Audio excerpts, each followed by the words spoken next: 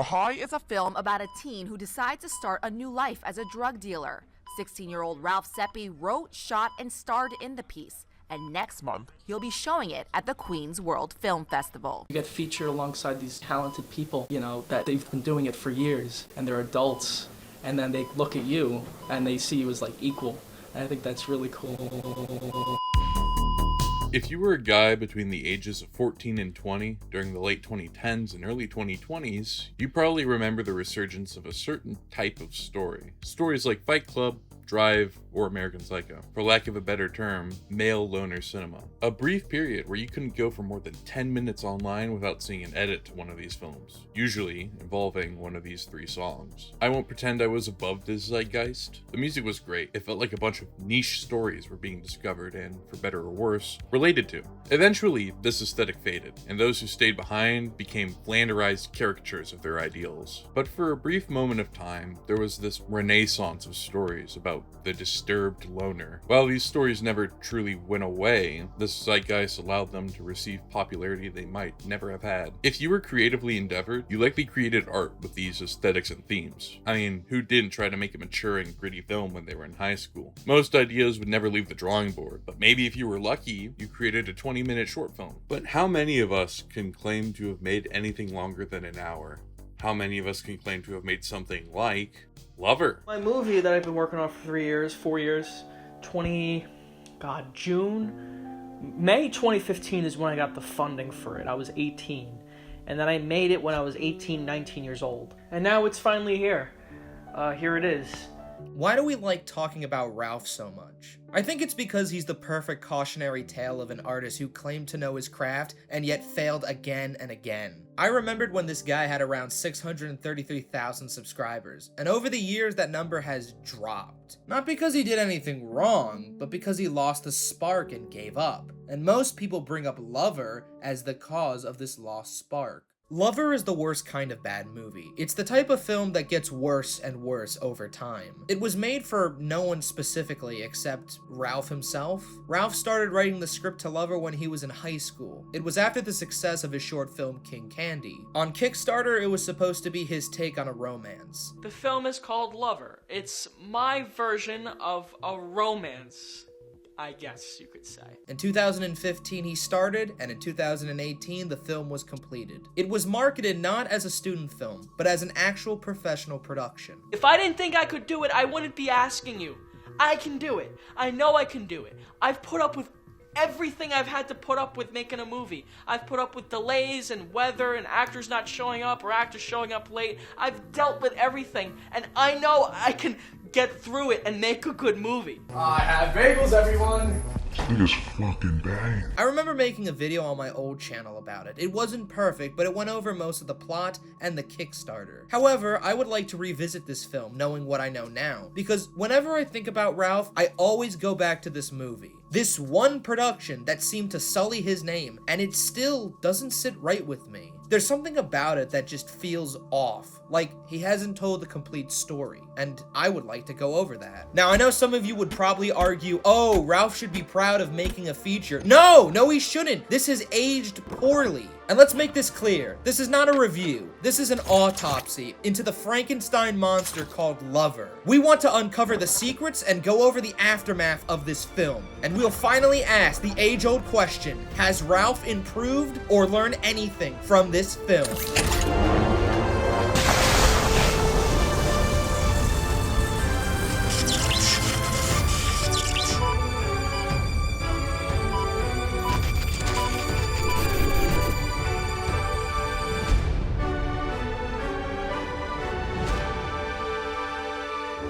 Watching Lover is a task, and that's the nicest way I'll put it. In the not so nice way of putting it, holy shit, this movie's only 80 minutes long, but for some reason it feels like it's 3 hours. And that's watching it with a friend. It took me a day to rewatch this movie by myself because I kept pausing it and ranting to no one. This movie should only be like 20 to 30 minutes tops. And what's worse is that this is more of a silent movie. There's very little dialogue, and I'm not sure why, but this makes it way harder to watch. In the original cut, it was 2.5 hours.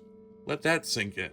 Pretentious is not the word I would use to describe this film, because that would mean that Ralph actually believed in the idea. It was originally 200 pages, and over time, he took a lot out of the script. There are 2 trailers. The first one is way more intense with multiple shots that were cut from the film, while the other one is slower and more ambiguous at first, and then it's just a bunch of noise. There are shots in the film that were added at the last minute, and there were shots taken out but have scenes that are in the film that don't make sense. It's clear through the Kickstarter that this was supposed to be a very different film. Those were not the only signs that he was self-conscious about this production. The original product was supposed to have multiple color palettes to the corresponding seasons. In the end, he decided to make everything in black and white, probably because his teacher thought it was a stupid gimmicky idea. Originally, the movie was 4 different color palettes, like based on the seasons. So like fall was like, originally it was like Bleach Bypass, like Saving Private Ryan. Okay. Imagine that. And then summer was like teal and orange. Spring like looked like a David Fincher kind of film. And then only winter was black and white. But I changed that. I went back on that. Ralph classifies this film as a neo-noir. So naturally, I'm gonna have to shoot that one down. Firstly, what is a noir? Noir films are not just black and white movies. They are a genre that has a distinct style in dramatic lighting, world building, and cynical characters. The worlds are corrupt and bleak, while the main characters are either morally gray or chain smokers. The films are shot in a unique way that make the audience feel claustrophobic at times. Almost all noir is crime related, where a detective is solving a case. For example, the movie The Prowler, which is apparently Ralph's inspiration for Lover. Now, neo-noir is a genre used to describe films that revitalize the noir films of old and add a twist to the tropes, usually with some sort of period-specific twist. Now, let's take a look at Lover. What is he subverting? Well, from interviews, he talks about how the main character is a creepy stalker, and this is a subversion because the main character is usually not doing that. Dude, that's not a subversion. That's just the movie. It's in the plot synopsis of your Kickstarter. I think when he means neo-noir, he means that his film is in black and white. Not as an aesthetic choice, but mostly to fix the lighting. Did it work? I don't know. You tell me if this is supposed to be night. Speaking of this scene, I looked into the first trailer and yeah, this is a daytime shot. In the movie, Christina is picked up in the car before this shot. That scene is obviously shot at night. It's so confusing because the obvious lighting issues are very clear. Does this mean that Ralph rearranged the shots or did he reshoot? I mean, what the fuck is going on with this film? Ralph kept making claims on his earlier reviews about this film. Not that I'm the best filmmaker ever, but I have a $10,000 budget to make my new movie, and I spent the budget money sparingly. I'm currently making a movie right now with $10,000. And I'm not saying it's better or worse, because I don't know yet, it's not done. But at least it looks like a movie with money behind it. However, he was very quiet about the production process and didn't really talk about anything. He didn't go to any film festivals from what I can tell, and he has divulged very little information. I do know that the scene with Christina in the hospital is actually his mom in bandages. That's kind of interesting. The Kickstarter does have a lot of updates. Well, not really, because half of them are literally the reviews that people were asking for that he, of course, would have done if you actually bought a tier. The others are private and are for backers. I don't think anyone's actually going to reveal them to the public, but the ones that are public are very telling on how this was made. A lot of people say that this film's budget was only $10,000, but I would say it was closer to $25,000. Remember, his parents helped him finance this film, and he had access to the school equipment. My parents are helping me finance this movie. The college I'm going to is helping me finance this movie. I'm helping me finance this movie. I put my life savings into it. Which is not a bad thing, but it was clear after the first couple of days of shooting that Ralph didn't nearly have enough money to make this thing. Which, for a plot as simple as incel tries to fall in love and gets cucked, shouldn't be so expensive. If you look at the Kickstarter, he has a graph showing the budget of where the funds would go, but this doesn't really mean anything since he didn't even pay the actors. There were supposed to be police officers in the film, but he didn't get them, nor an older actor for the role of Kyle. Doing more research, the way he filmed this movie was already a mess. Ralph claimed that he filmed the movie for 1 year continuously in order. This was supposed to help show how the people aged naturally. Except he didn't. He just lies about that for some reason, because if you go on the Kickstarter, the first update in 2015 explains how he started filming the scenes without the main female actress, because she wasn't even picked yet. Ralph filmed scenes like the prostitute killing way before meeting the actress who plays Christine. The music is a whole other can of worms. It's made by a guy named Elias Ortega, who makes a lot of Ralph's music. Yeah, they're all here. A Whisper in Shadows, Golden Hour, and Ralph in the Multiverse. Lover is where Ralph met him and they struck up a friendship, which is nice to hear. He even bought the program to make the music. Now, it's not like he isn't talented, but the music in Lover is just not utilized to its full potential. There's this great aesthetic synergy between the themes of the story and the tone of the music. I really got the feeling of an unwell incel falling in love. However, the way the music is incorporated into the film is infuriating because it feels like it's almost right, but with Ralph's shot composition, the music either becomes too overbearing or too subtle. The romantic tones come in at the wrong times, and the tension tones creep in when they would not be as effective. And it isn't intentional juxtaposition either. The tension doesn't interrupt the romance, or vice versa. Instead, it'll interrupt an innocuous shot with no emotional weight in it, after the romance or tension has already been resolved. Upon reflecting on the plot, I had a game theory, if you will. See, while Ralph's character is clearly the evilest one in the film, I think the true villain Ralph wanted to portray is Christine.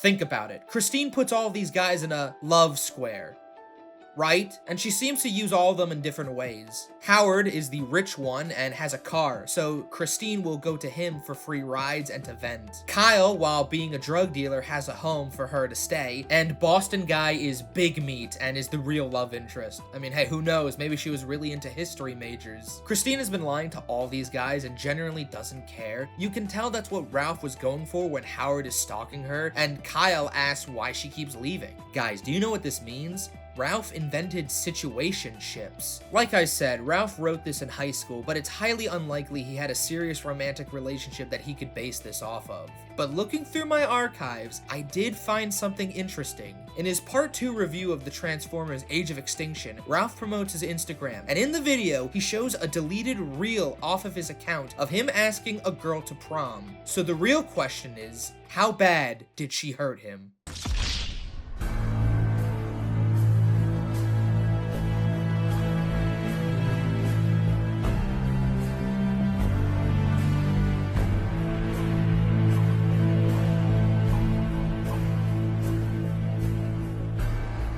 In the end, this doesn't really matter at all. Ralph structures his film around the death of the author. Normally, the death of the author is when the artist's purpose or intention is irrelevant to someone's interpretation of the art. But Ralph instead utilizes this phenomenon by keeping the film as vague as possible, so he can let the audience do most of the legwork for the narrative. Even though he claims to know the story, he'll never elaborate on his intention. I mean, audience engagement is hard enough to come by, except relying on it makes you look like you have no idea what you're doing. And let me tell you, Ralph does not look like a Harvard grad right now.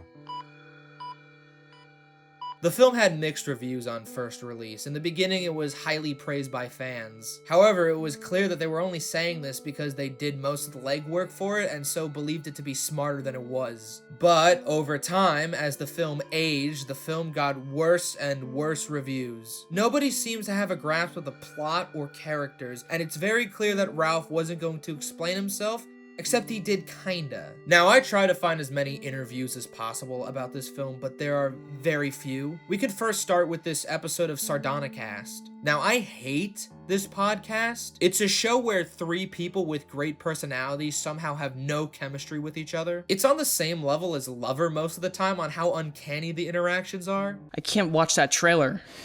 That trailer gave me a headache after a minute. I can't imagine sitting there for fucking 2.5 hours.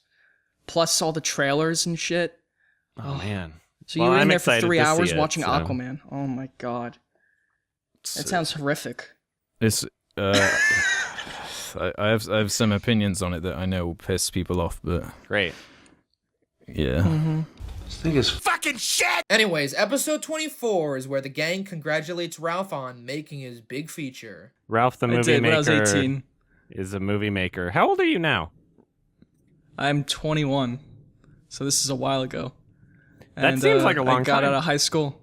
Yeah. It's very AIDS watching this because, like, there's so much awkwardness in the air. These people are known for overanalyzing films, and Lover is such an easy target for criticism. I'm curious what you guys thought of it, because it seems like most people, well, like the reaction I was expecting was most people would like it, and some people would think it's boring, and that's about what I got. So I'm pretty happy with it. But what'd you think? Alex, you haven't You didn't see the whole thing, did you? I haven't finished. I've seen 40, 50 minutes before we had to record. You know, there's being nice, and then there's just being fake. Like, you can tell nobody thought this was good. Ralph's like, what's your favorite scene? And YMS is like, I like the one with the cat in it. Which one, Adam? I don't know. I don't know. IHE didn't finish it, and probably never did. YMS talked for the most part, and he gives basic compliments to the point where it's like, come on! What are you talking about with clips like this? I like the shot when you're picking up the sunglasses from the cup holder in the car. You can like see the reflection. I feel like glasses are a good way to get some cool shots in movies. He doesn't even say anything constructive. He does mention how it would be best for Ralph to direct adult actors. And this made me realize that this guy can't direct shit. So he gets his friends involved because it's easier to corral them into the scene. Who's that one friend you're hanging out with lately? He's fine. I don't know. I'm not really that close with him. Yeah? Fucking. Maybe you should come over. I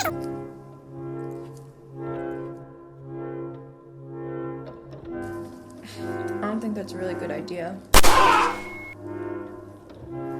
Just asking. Just go ahead and hit me. I really don't give a fuck. It's also clear Ralph is either not paying attention or he just says yes to everything asked. In the episode, YMS talks about the lack of proper lighting, and Ralph takes this as a compliment. Did you have any other lighting, or? No, I had lots of artificial lighting. Okay.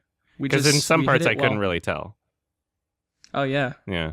And we did our job. That's a nice thing to hear. Yeah, Okay. There's lots of artificial lighting. In 2020, a podcast called The Real Rant interviewed Ralph, and in the first 10 minutes, the interviewer bends over and gives credit to Ralph for the low production design, as if it's a good thing. You know, obviously it's going to look like your mom's house, or obviously in some areas it's going to look like this, like, you know, why are you doing this? And it's like, well, you kind of have to excuse all those things and really kind of watch it like you watch a play. For instance, when you see two actors come on stage and there's a block in the center of them, and then there's two blocks to the right and left, and you're kind of like, well, I'm assuming this is a table, and I'm assuming It kind of is that. You kind of have to take it for what it is, and I think that's the most important thing about when you watch an indie film is you're like, okay, well, I have to suspend disbelief to some extent, and I have But to. it also feels more real.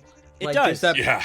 I don't know if I trust this guy. But weirdly, this interview, believe it or not, has more insights into the film than the director's commentary does. Ralph just sort of glazes through the episode. It's not like he's interested. He expands more on his creative decisions, like the black and white noir filter. Oh, it was intentional because of Howard romanticizing old rom-coms. Did the guy doing the interview not do any research on the production at all? Ralph does admit the film was in multiple color palettes, but he doesn't mention the real reason why this was in black and white. The movie was black and white at the end of the day, so it wasn't even like worth it. Was that by choice, or was that to like cover up problems that you saw? It was like a third of it was black and white, and then it was like basically a hide coloring. In the podcast, they go over the idea of whether Howard is an unreliable narrator. Ralph, of course, he doesn't put any insight into this, so I'm guessing he didn't think of that. He just says, yeah, when he's asked the question like it's a fact. So it's not like it's a confident answer. It's like he wants to blow it off. So he has to try and convince the guy that that was his intention. And I know it's not his intention for one simple reason. When someone makes something they like, they will talk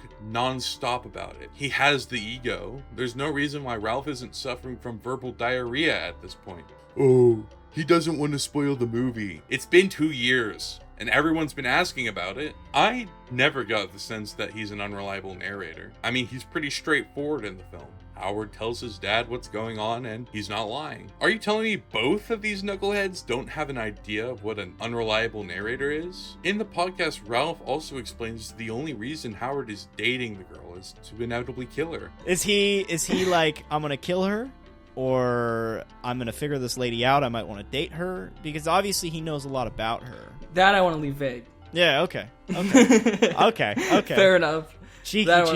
Okay. Yeah. Well, that's fine. Because I think that's like a big part of like what does he want with this girl at first, and it's not revealed till a little later, like vaguely, like what he would do, like what he does to that prostitute. The Why didn't he just kill her in the beginning? But Howard is also dating her for a selfish reason, to get the bad thoughts out of his head? When you grab yourself onto someone like that for like selfish reasons, like he does, it's not a healthy relationship, and it usually spirals out of control. So that was more what it meant for me. It's like this like selfish love of like you're just with a person to get rid of your own internal demons. It's unhealthy. The interviewer uses the scene with the 2 bathrooms. You know that one, that epic scene everyone remembers. Do you have a bathroom? I got 2. One to the left, one to the right. Howard says, yeah, I've got 2. And she goes, cool. And she walks down the hall, and as she's walking down the hall, this is where the unreliable narrator, I think, came into mind for me again, was that would be stupid if I didn't, or something like that. Because it would be, but she doesn't react. Maybe this is just how the film was edited or whatever, but she doesn't react in a way that made me feel like, oh, this is another instance where he's kind of stepping outside the bounds of, you know, maybe who can hear him. Do you know what I mean? Because she's not reacting. Because I would, if I was going to the bathroom, I would react to that. I'd be like, yeah, that was a stupid fucking question. Why did I ask that? Okay, so if you don't understand what he's saying, basically, you know how in American Psycho, Patrick Bateman will say the most heinous shit in front of people, and there would be no reaction? That's what this scene is supposed to be. It's supposed to be an internal thought in Howard's head, which is insane to think about. First of all, this unreliable narrator thing with his intrusive thoughts is never clarified. In American Psycho, we had the first monologue intro in the film to give context, as well as a clear distinction between the way Bateman talks normally and the way he's saying his thoughts. Too stony on the rocks. These aren't good anymore. It's a cash bar. It'll be $25. Well, I hate In Lover, how am I supposed to know when he talks in the same way as if he's talking to anyone else? It's not like he's saying anything different than to when he's actually talking to people. Secondly, when you watch this scene, you immediately think that this is bad dialogue. I assumed that this line was literal, and I was thinking like, there's no way an apartment would have 2 bathrooms side to side. Maybe one in the bedroom. Like, you can't put them 2 together in a hallway. Who built this place? Some asshole? What, does he want a fucking telephone cord connected to the fucking bathroom? Shitting buddies? Well, why am I even thinking about the blueprints of this metaphysical building? Fuck it. But now hearing this theory, you can literally interpret this line in multiple ways. He could be sarcastic, he could be fucking retarded, it could literally be anything. And because she doesn't say anything, that means it's in his head. Oh wait, but it isn't, because she literally does talk about the 2 bathrooms. So why do you have 2 bathrooms?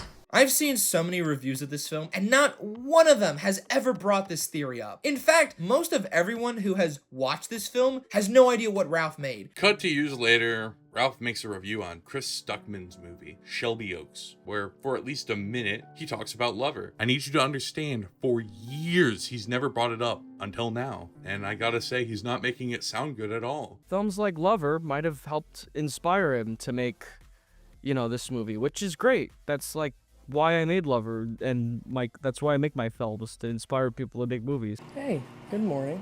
Morning. You sleep okay? Yeah, the bed is so comfy. Alright, well, I'm making some breakfast or popcorn, actually. Popcorn for breakfast? Yeah. Oh, this shit is fucking banging, you get?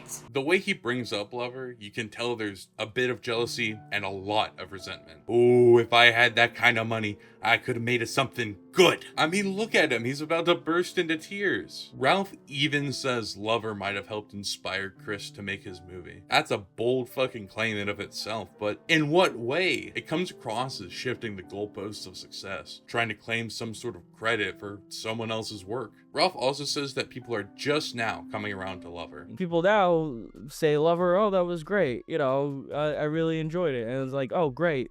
Thanks. You say that now. Great hindsight you got, you motherfucker. Who says Lover is good? Liars, clearly. Do you think Lover is good? I get the sense you know it's bad, but you won't admit it. Like, I don't know why he's talking about Lover in this review. It just comes out of nowhere.